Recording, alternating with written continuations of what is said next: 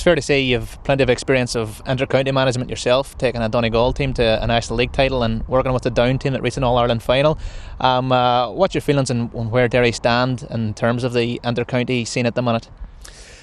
Well, I mean, Derry exited the championship last year against Longford.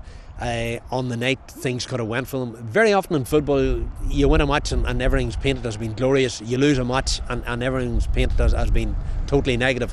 That's not necessarily the case, and I've seen enough talent in terms of the club football that I've been watching to think that if we can get Derry lads pulling together, there's no reason whatsoever why they can't start. Now, there's no quick fix. It's going to take a serious amount of time. It's going to take a serious amount of hard work. But if everybody's pulling in the same direction, I would like to think that Derry would start heading in the right direction.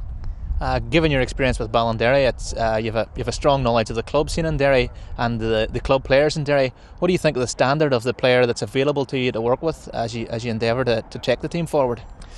Well, I've been very impressed with some of the older players in terms of, you know, the championship football that I've seen to date. Some of the older hands are still playing really, really good football.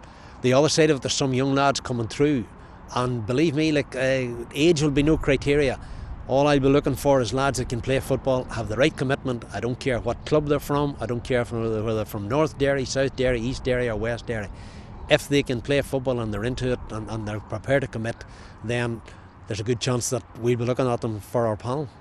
The county chairman, John Keenan, has said that this is part of a broader strategy to make sure our teams are competitive again, working along with the minors and the under-21s. How do you see that whole setup gelling together?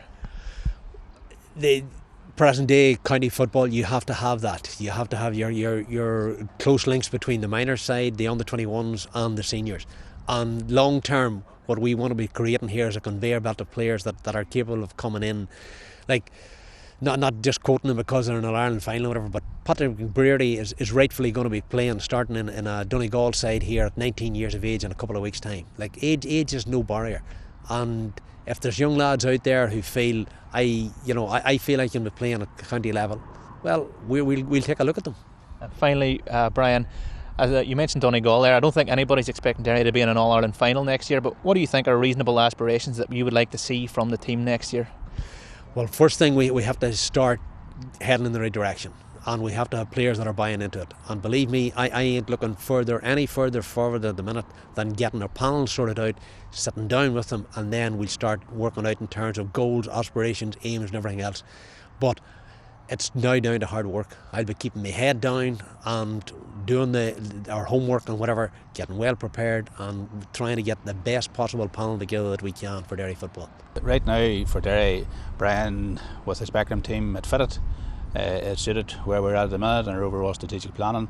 Absolutely delighted for Brian, and congratulations to him and his background team, and they're bringing a whole new professional approach to Derry football, and we hope it'll pay dividends over the next coming years. Well, it's a 3 to 5 year plan reviewed year on year, but we see it as a long-term management structure to set systems in place there that Derry will have for many years ahead. I think it's a wonderful selection of people to come together at this time to take the Derry team forward.